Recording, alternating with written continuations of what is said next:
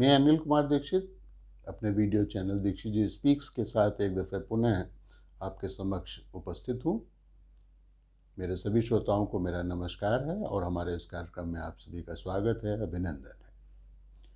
आज है 1 मई सन 2021 और दिन है आज शनिवार। आज जैसा कि पूर्व से विदित है कि हमारा आज का कार्यक्रम होता है कहानी का, तो आज हम एक कहानी लेकर के आए हैं। रमज़ान का महीना चल रहा है और रमज़ान के महीने पर प्रेमचंद की सर्वश्रेष्ठ कहानियों में से एक कहानी है ईदगाह। उसी को हम आपको सुनवाएंगे। बहुत ही जज्बाती कहानी है, लेकिन इसके पहले कि हम अपनी कहानी शुरू करें, एक दफ़े आपसे रिक्वेस्ट करेंगे कि हमारे वीडियो चैनल को सब्सक्राइब अवश्य कीजिएगा और बेल का आइकॉन अवश्य दबाइएगा। और अगर पसंद आए हमारा ये वीडियो तो अपने मित्रों, रिश्तेदारों और अपने फैमिली मेम्बर्स के साथ भी शेयर कीजिएगा और उनसे भी सब्सक्राइब करने को कहिएगा। तो हम अब कथा शुरू करते हैं। ईदगाह। रमज़ान के पूरे 30 रोज़ों के बाद ईद आई है। कितना मनोहर, कितना सुहावना प्रभात है। वृक्षों पर कुछ अजीब सी हरियाली दिखाई दे रही है। खेतों में कुछ अजीब सी रौनक है। आसमान पर कुछ अजीब सी लालिमा है। आज का सूर्य देखो कितना प्यारा है, कितना शीतल है, मानो संसार को ईद की बधाई दे रहा है। गांव में कितनी हलचल है। ईदगाह जाने की तैयारियां हो रही हैं। किसी के कुर्ते में बटन नहीं है। पड़ोस के घर से सुई तागा लाने को कोई दौड़ा चला जा रहा है। किसी के जूते कड़े हो गए, उनमें तेल डालने के लिए तेली के घर भागा जा रहा है। जल्दी जल्दी बैलों को सानी पानी दे दें, ईदगाह से लौटते लौटते दोपहर हो जाएगी। 3 कोस का पैदल रास्ता, फिर सैकड़ों आदमियों से मिलना, भेंट करना, दोपहर के पहले लौटना भी है। और दोपहर से पहले लौटना संभव है। लड़के सबसे ज़्यादा प्रसन्न हैं। किसी ने एक रोज़ा रखा है, वो भी दोपहर तक, किसी ने वह भी नहीं रखा है। लेकिन ईदगाह जाने की खुशी उनके हिस्से की चीज़ है। रोज़े तो बड़े बूढ़ों के लिए होते हैं, उनके लिए तो बस ईद है। रोज़ ईद का नाम रटते थे, आज वह आ ही गई। अब जल्दी पड़ी है कि लोग ईदगाह चलते क्यों नहीं। इन्हें गृहस्थी की चिंताओं से क्या लेना देना। सिवैयों के लिए दूध और शक्कर घर में है या नहीं, इनकी बला से ये तो बस सेवैयाँ खाएंगे। वह क्या जाने कि अब्बा जान क्यों बदहवास चौधरी कायम अली के घर दौड़े चले जा रहे हैं। उन्हें क्या खबर कि चौधरी आज आंखें बदल दे तो ये सारी ईद मुहर्रम हो जाए। उनकी अपनी जेबों में तो कुबेर का धन भरा हुआ है। बार बार जेब से अपना खजाना निकाल कर गिनते हैं और खुश होकर के फिर से उसमें रख लेते हैं। महमूद भी गिनता है, 1 2 10 12, उसके बाद 12 पैसे हैं। मोहसिन के पास 1 2 3 8 9 15 पैसे हैं। इन्हीं अनगिनत पैसों में अनगिनत चीज़ें लाएंगे, खिलौने, मिठाइयाँ, बिगुल, गेंद और न जाने क्या क्या। सबसे ज़्यादा प्रसन्न है हामिद। वो 4-5 साल का गरीब सूरत दुबला पतला लड़का है, जिसका बाप गत वर्ष हैजे की भेंट चढ़ गया था और माँ ना जाने क्यों पीली होती होती एक दिन मर गई। किसी को पता ही नहीं चला क्या बीमारी है। कहती भी तो सुनने वाला कौन था। दिल पर जो बीतती थी वह दिल में ही सह लेती थी। जब नहीं सहा गया तो संसार से ही चली गई। हामिद अपनी बूढ़ी दादी अमीना की गोद में सोता था और उतना ही प्रसन्न है। उसके अब्बा जान रुपए कमाने गए हैं, बहुत सी थैलियाँ लेकर आएंगे। अम्मी जान अल्लाह मियाँ के घर से उसके लिए बड़ी अच्छी अच्छी चीज़ें लाने गई हैं, इसीलिए हामिद प्रसन्न है। आशा तो बड़ी चीज़ है, और फिर बच्चों की आशा, उनकी तो कल्पना से राई का पर्वत भी बनाया जा सकता है। हामिद के पाँव में जूते नहीं हैं। सिर पर एक पुरानी धुरानी टोपी है जिसका गोटा काला पड़ गया है, फिर भी वो प्रसन्न है। जब उसके अब्बा जान थैलियाँ और अम्मी जान नियामतें लेकर आएंगे तो वह दिल के सारे अरमान निकाल लेगा। तब देखेगा महमूद, मोहसिन, नूरे और सम्मी कहाँ से उतने पैसे निकालेंगे। अभागिन अमीना अपनी कोठरी में बैठी रो रही है। आज का दिन उसके घर में एक दाना भी नहीं है। आज आबिद होता तो क्या इसी तरह से ईद आती और चली जाती। इस अंधकार और निराशा में वह डूबी हुई जा रही है। किसने बुलाया था इस नुगुड़ी ईद को। इस घर में उसका काम नहीं था, लेकिन हामिद, उसे किसी के मरने जीने से क्या मतलब। उसके अंदर तो एक प्रकाश है, बाहर आशा है। विपत्ति अपना सारा दल बल लेकर हामिद की आनंद भरी चितवन उसका विध्वंस कर देती है। हामिद भीतर जाकर दादी से कहता है, तुम डरना नहीं अम्मा, मैं सबसे पहले आऊँगा, बिल्कुल मत डरना। गांव से मेला चला और बच्चों के साथ हामिद भी जा रहा था।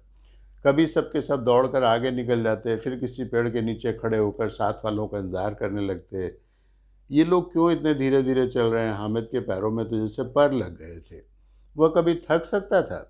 शहर का दामन आ गया है, सड़क के दोनों ओर अमीरों के बगीचे हैं, पक्की चार दीवारी बनी हुई है, पेड़ों में आम और लीचियाँ लगी हुई हैं।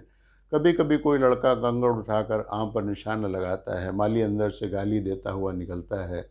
लड़के वहाँ से एक फरलांग पर हैं, खूब हंस रहे हैं, माली को कैसा उल्लू बनाया। अब घनी बस्ती होने लगी है, ईदगाह जाने वालों की टोलियां नजर आने लगी हैं। एक से एक भड़कीले वस्त्र पहने हुए, कोई इक्के तांगे पर सवार, कोई मोटर पर, सभी इत्र में बसे हुए, सभी के दिलों में उमंग।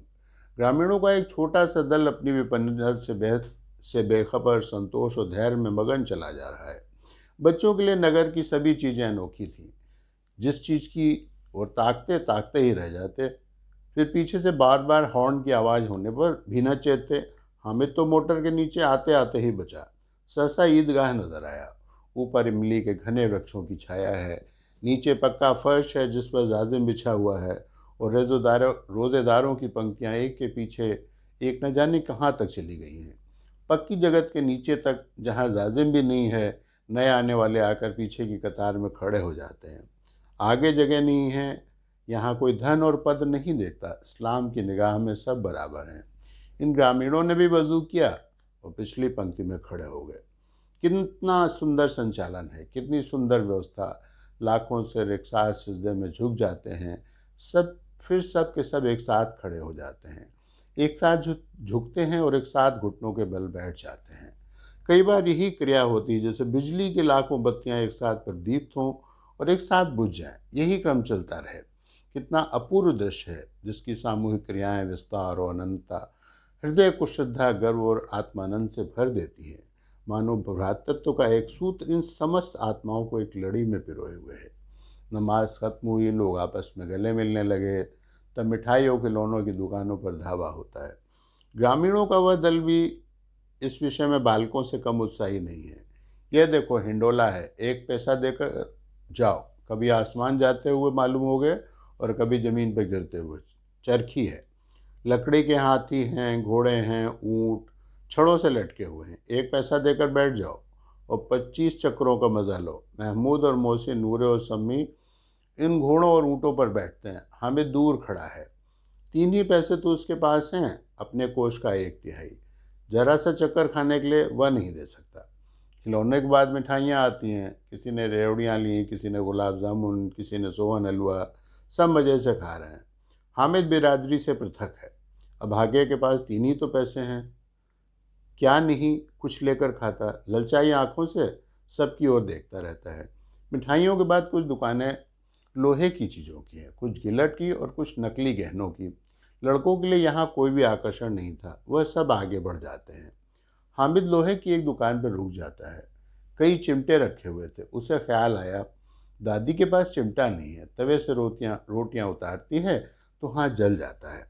अगर वो चिमटा ले जाकर दादी को दे दे तो वो कितनी प्रसन्न होंगी। फिर उनकी उनकी उंगलियां भी नहीं जलेंगी। घर में एक काम की चीज़ आ जाएगी। खिलौनों से क्या फ़ायदा, व्यर्थ में पैसे खराब होते हैं। उसने दुकानदार से पूछा, ये चिमटा कितने का है? दुकानदार ने उसकी ओर देखा और कोई आदमी साथ न देख कर बोला, यह तुम्हारे काम की चीज़ नहीं है। हामिद ने उससे पूछा, बिकाऊ नहीं है क्या? दुकानदार बोला, बिकाऊ क्यों नहीं है, यहाँ क्यों लाद करके लाए हैं? हामिद ने पूछा, तो बताते क्यों नहीं हो कि कितने पैसे का है? बोला, 6 पैसे लगेंगे। हामिद का दिल बैठ गया। ठीक ठीक बताओ, ठीक ठीक 5 पैसे लेंगे, लेना हो तो लो, नहीं तो चलते बनो। हामिद ने कलेजा मजबूत करके कहा, 3 पैसे लोगे?